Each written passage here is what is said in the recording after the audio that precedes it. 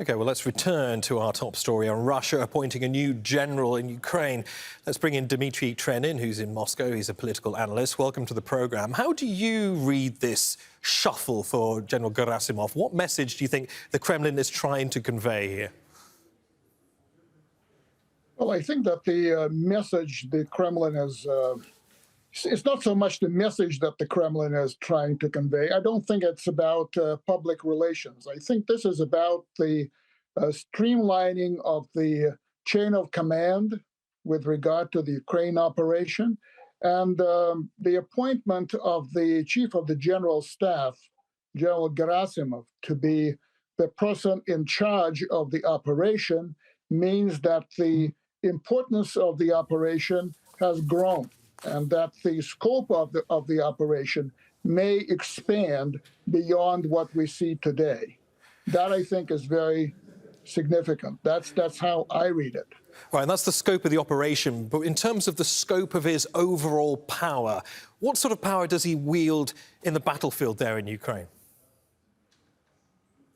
What sort of power does Russia wield, or are you talking about General Gerasimov? General Gerasimov particularly. Right. You know, the General Surovikin, who until now, from September until now, was the person in charge of the operation, was in control of the Russian forces in what used to be Ukraine, which is now formerly part of the Russian Federation, so the southern and eastern areas of Ukraine, at least as they were until they were taken over by the Russian forces. The chief of the general staff, however, is someone who is in charge of the entire Russian armed forces, including those that are not in Ukraine.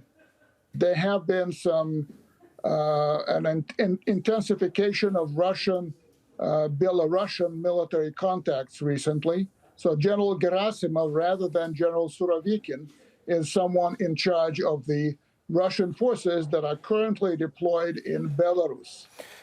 There are also other things that are linked to the war in Ukraine, which for Moscow is not just a bilateral conflict between Moscow and Kiev, but rather a war, at this point still a proxy war, between Russia and the United States-led West.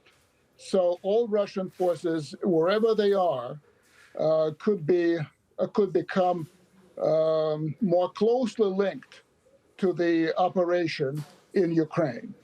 Now, you mentioned there, of course, Sergei Surovikin, the man who previously held this role. Does his, and he, of course, was known worldwide as General Armageddon because of his tactics in Syria. Is his replacement an indication that the Kremlin was dissatisfied with his work in Ukraine? Well, I don't think so. Surovikin remains, I would say, the principal deputy to General Gerasimov for this operation. But General Surovikin is an Air Force officer. His permanent position is head of the airspace forces of the Russian Federation. I think he will continue doing what he has been doing. But as I said, the scope of the operation is growing, just as the escalation of the war continues. We started the war on the Ukrainian side with the West providing Ukrainian forces with Javelin anti-tank missiles.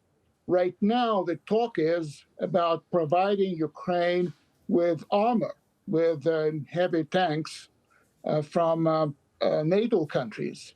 At some point, it may escalate even beyond that to the air defense system. The Patriots have been promised to Ukraine.